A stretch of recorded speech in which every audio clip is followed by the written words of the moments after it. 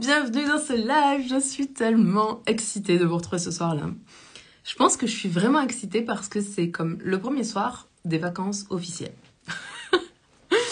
Et je suis super contente. Je suis super contente d'être en vacances, je suis super contente que ce soit les vacances de Noël, je suis super contente qu'on ait fait les décos à la maison, qu'on ait fait les courses de Noël et tout ça. Enfin bref, ça me met en joie de fou. Et je voulais prendre ce temps avec vous pour papoter, pour voir un petit peu tout ce qui s'est passé aussi au cours de cette année et peut-être se féliciter de tout ce qu'on a fait, même si je suis en vacances, je viendrai faire mes lives. donc on aura le temps de se reparler de tout ça, de commencer à faire un point sur qu'est-ce qui s'est passé pour moi cette année, à quoi est-ce que je dois dire merci, au revoir, merci pour les leçons apprises, au revoir à certaines choses, certaines relations que je veux pas emmener dans l'année 2023. Donc on va reparler de tout ça tout au long de la semaine. Là, c'était vraiment de prendre le temps de se connecter à la magie. Là, je sais, parce que j'ai reçu de nombreux messages d'entrepreneurs qui sont un peu tristes, frustrés en cette fin d'année parce que elles n'ont pas obtenu le résultat qu'elles voulaient et du coup elles n'ont pas pu célébrer, enfin elles peuvent pas célébrer Noël comme elles le voulaient en grande pompe, etc. Mais j'avais deux choses par rapport à ça. La première, c'est que honnêtement là, si c'est votre cas, si cette année n'a pas été la meilleure année de votre vie, d'un point de vue entrepreneuriat, business, chiffre d'affaires, peu importe ce qui s'est passé. Je vous comprends, tu sais, ça m'est arrivé, je me rappelle très bien d'un Noël. Je me rappelle très bien d'un Noël où, hello Walid, bienvenue dans ce live. Donc je disais, je me rappelle très bien d'un Noël où, comme j'avais mes cartes qui étaient bloquées parce que j'avais plus d'argent en fait sur mes comptes, etc. Et c'était ultra frustrant. Et je me rappelle même que, comme c'était il y a quelques années quand même, j'étais étudiante, etc. Et j'avais utilisé l'argent de Noël que ma mère m'avait versé pour faire des cadeaux à tout le monde. Donc j'avais demandé à ma mère de me faire mon cadeau de Noël en avance. Et j'avais utilisé cet argent qu'elle m'avait donné pour Noël pour faire les cadeaux à tout le monde. Donc, je me rappelle de ce que c'est d'être dans le stress pour Noël. Je me rappelle ce que c'est de se demander en fait au moment de Noël, ok, est-ce que je dois vraiment continuer ce que je suis en train de faire? Merci pour les petits cœurs, bienvenue dans ce live. Est-ce que je dois continuer ce que je suis en train de faire? Est-ce que vraiment à un moment donné ça va payer et je vais pouvoir offrir le meilleur des Noëls à ma famille? Et je dois vous dire une chose là, c'est que oui. La réponse à cette question, c'est oui. Je suis persuadée que si tu as lancé une entreprise parce que c'était vraiment ton désir au plus profond de ton cœur, c'était comme je disais dans le live d'hier sur le sentiment d'illégitimité, c'est est-ce que cette entreprise que tu as lancée, c'est un petit peu plus toi? Est-ce que si tu fais ça, est-ce que si tu lances une entreprise, est-ce que si tu lances ce programme, est-ce que si tu écris ce livre, est-ce que si tu fais cette formation, est-ce que si tu fais tout ça, tu es un petit peu plus toi? Parce que si tu es un petit peu plus toi, alors tôt ou tard, ça va payer. Bien sûr, tu vas devoir aller voir quelles sont les croyances que tu as à propos de la réussite, de l'argent, de l'entrepreneuriat, des clientes, de toutes ces choses-là. J'ai une discussion avec une de mes... Pardon. J'ai mangé un Raffaello. Et c'est pas le genre de truc que je suis censée manger parce que c'est plutôt le genre de truc qui me fait tousser. Donc c'était pas très malin d'en manger un juste avant de commencer le live avec vous. Mais voilà, je suis une gourmande. Et je n'ai pas mangé de chocolat de Noël de tout le mois de décembre. Donc c'était mon premier chocolat de Noël juste avant ce live. Et j'en ai mangé 2. Pour être complètement honnête, on s'en fout complètement, Sandrine. Je me recentre. C'est parce que je suis tellement contente, tellement excitée que ce soit les fêtes. Je suis tellement contente, tellement excitée de pouvoir célébrer cette année qui s'est écoulée avec ma famille, de pouvoir, avec mes amis. Là, ce soir, on va faire un apéro de Noël avec un de mes meilleurs amis. Et voilà, juste ça me fait trop kiffer. C'est pour ça que je suis comme tout excitée. Je me recentre. Si vous avez créé cette entreprise parce que c'est un petit peu plus vous que d'exercer, de faire ce métier, de rayonner ses valeurs, d'exprimer votre vérité. Et ça, j'aimerais aussi que vous l'entendiez, mais comme pas juste avec votre tête, mais que vous l'entendiez profondément avec votre cœur, parce que je sais que parmi vous, il y a des personnes qui vont se dire « Ok, ça Sandrine, je le sais déjà. » Ok, mais il y a une grande différence entre savoir déjà les choses et recevoir les bénéfices de ces choses que tu sais. Donc, ce que j'aimerais vous dire là, c'est vraiment, ok, d'ouvrir votre cœur pour recevoir ça. Il n'y a pas une vérité dans ce monde. On est plus de 7 milliards d'individus sur cette planète, d'êtres humains sur cette planète. Donc, il y a plus de 7 milliards de vérités, plus de 7 milliards de mondes, plus de 7 milliards de visions du monde. Et souvent, quand il y a des conflits, quand on est déçu, quand il se passe des choses qui ne correspondent pas à notre vision, on a tendance à vouloir défendre notre point de vue. Comme si c'était notre vérité qui devait primer. Mais le jour où vous lâchez cette vérité en pensant que vous savez mieux que les autres et que votre cliente, elle a tort et que votre voisin, il a tort et que votre chéri a tort, peu importe qui, vous allez vous connecter avec un sentiment de paix qui est immense. Juste parce que vous allez renoncer à penser que ce que vous croyez est la vérité. Que ce que vous croyez est la vision de tout le monde. Donc, si on commence à se rendre compte que, ok, en fait, ma vision du monde, c'est celle-là. La vision de tel autre coach, c'est celle-là. La vision de ma mère, c'est celle-là. La vision de mon père, c'est celle-là. La vision de peu importe qui, dans votre famille, dans vos amis, dans les gens que vous fréquentez en présentiel, enfin en physique ou même en live, via les réseaux sociaux, chacun a sa vérité. Mais personne ne dit la vérité, parce qu'il n'y a pas une seule unique vérité. Et du coup, votre vérité à vous, elle n'est pas dans le monde extérieur. Votre vérité à vous, elle est à l'intérieur de vous. Et c'est tellement plus facile de juste exprimer sa vérité en ayant conscience que il y a certaines personnes qui vont adhérer à votre façon de voir le monde, de ressentir les choses, de percevoir la réalité. Et il y en a d'autres qui vont pas ressentir les mêmes choses que vous. Déjà, vous allez commencer à pouvoir lâcher prise sur beaucoup de choses parce que vous n'aurez plus personne à convaincre que votre réalité, elle est mieux.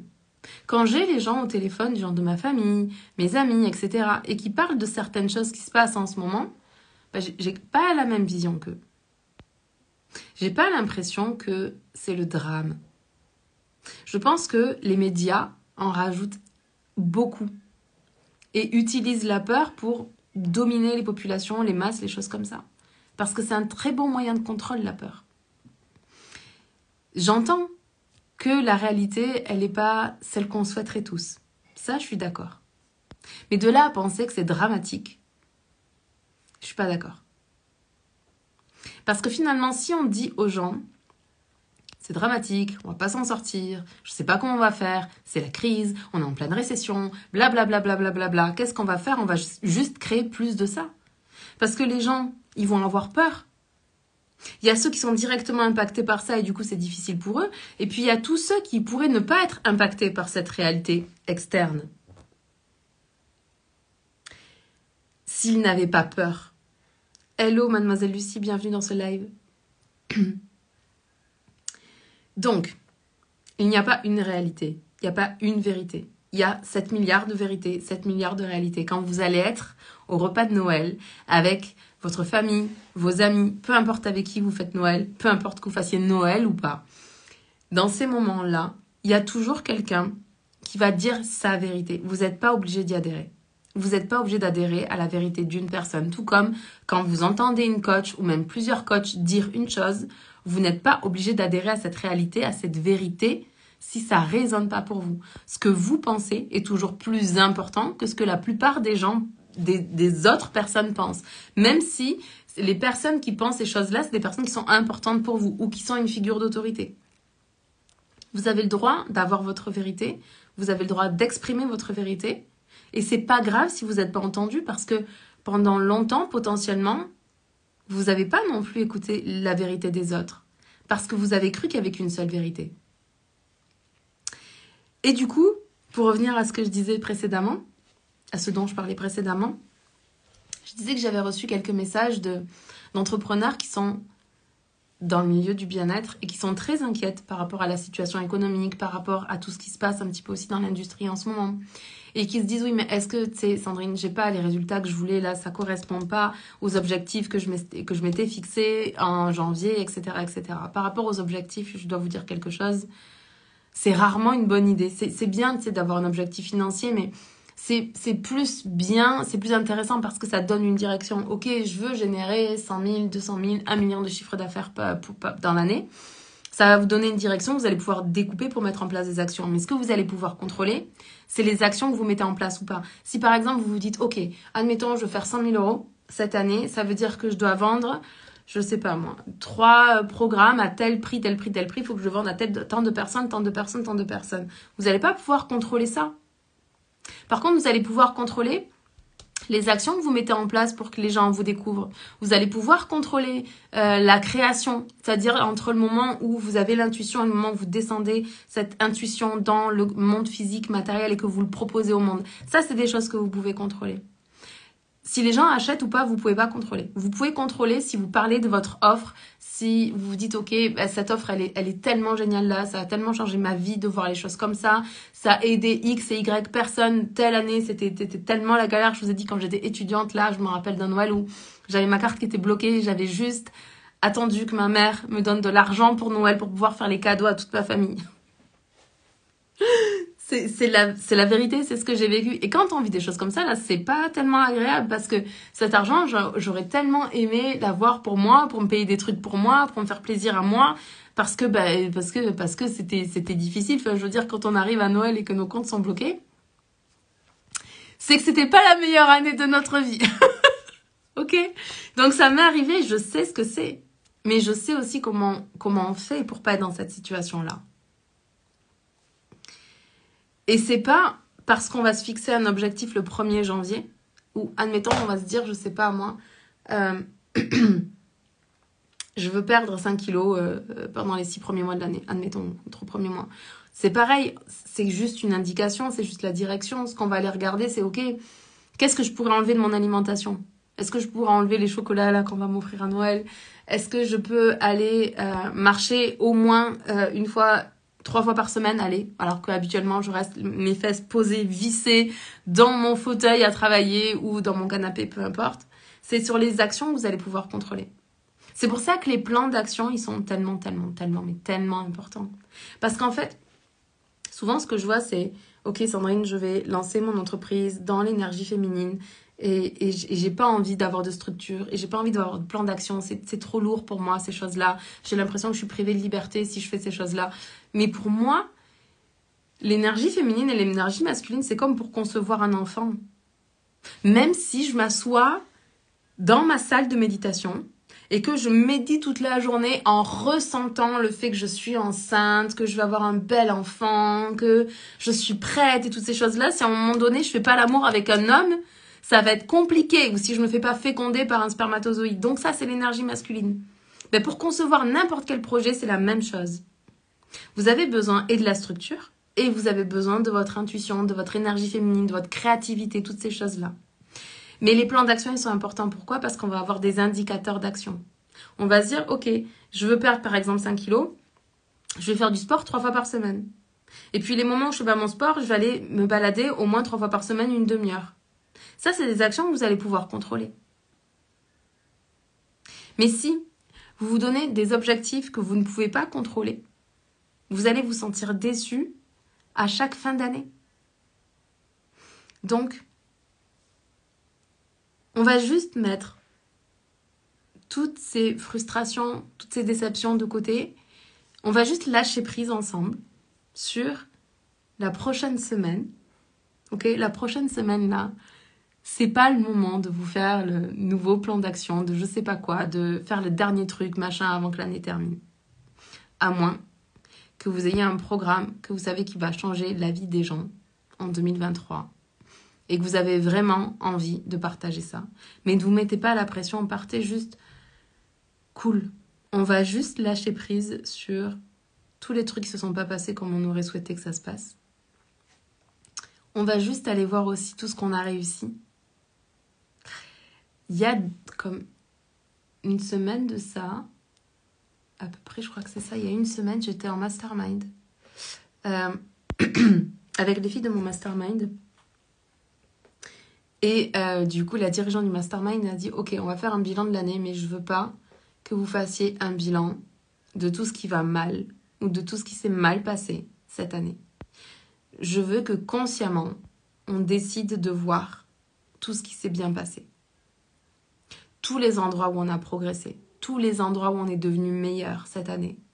Parce qu'on a fait plus de live, parce qu'on a été plus sur les réseaux sociaux, parce qu'on a créé de nouveaux programmes, parce qu'on s'est formé, parce qu'on s'est développé, parce qu'on a fini les travaux dans la maison, parce que, je sais pas moi, on a conçu un enfant, parce que tout ce qui s'est bien passé.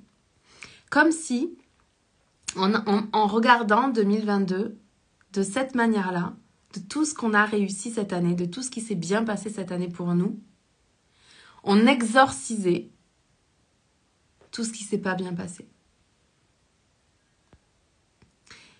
Et on va aller faire ça ensemble dans les prochains jours. Là, depuis que j'ai commencé ce live, je me dis que ça va être une bonne chose. Là, de lundi jusqu'à vendredi, on va faire ça. On va aller faire des petits comme ajustements. On va les regarder, on va les préparer cette année 2023 qui arrive. Et puis, on va mettre de l'amour sur toutes les actions qu'on a fait, qu'on n'avait jamais fait jusqu'à maintenant. Toutes les fois où on est sorti de notre zone de confort. Toutes les fois où on s'est donné des défis fous qu'on n'aurait jamais cru être capable de se donner parce qu'on n'aurait jamais cru être capable de réaliser ce défi-là. Je voudrais qu'on aille voir ça. Je voudrais qu'on aille voir tout ce qu'on a fait qu'on n'avait pas fait jusque-là. Et puis, d'aller créer la magie de Noël. La magie de Noël, elle n'est pas dans les cadeaux, même si, oui, ça fait partie de la magie de Noël et ça fait partie des 5 langages de l'amour, les cadeaux. Très souvent, je vois ça comme « Ah, mais tu sais, Noël, Sandrine, c'est une fête commerciale. » Alors, pourquoi est-ce que tu penses que Noël est une fête commerciale? Parce que c'est une vérité. Et est-ce que quand tu penses ça te fait du bien ou est-ce que ça te fait te sentir pas bien? Parce que les cadeaux, c'est pas mal. Les cadeaux, c'est un des 5 langages de l'amour. Peut-être que pour toi, les cadeaux, ça veut pas dire grand-chose. Parce que toi, ce qui compte pour toi, c'est le temps de qualité partagé. Tant mieux, tu vas pouvoir en profiter, c'est les fêtes, tout le monde va être là, dans la magie de Noël, où on va tous, même s'il y a des tensions dans nos familles respectives, par exemple, décider qu'on fait la trêve de Noël. Donc c'est vraiment l'occasion de passer du temps de qualité, même si c'est pas notre langage principal, les cadeaux. On peut rendre des services si c'est notre langage de l'amour, à Noël. On peut aller faire les courses pour la personne qui s'occupe de faire le repas. On peut aider à faire le repas, on peut recevoir. On peut aider à faire X ou Y chose, à ouvrir les huîtres. C'est rendre service, c'est un langage de l'amour. On peut dire des mots d'amour aux gens. Dire des mots positifs, des paroles valorisantes. Et on peut, dernier langage de l'amour, prendre les gens dans nos bras, leur faire un câlin. Et leur dire qu'on est tellement heureux de fêter Noël avec eux. Parce que ça se trouve, Noël prochain, il y en aura peut-être qui seront pas là. J'ai fêté mon premier Noël cette année sans ma tati. Et c'était comme...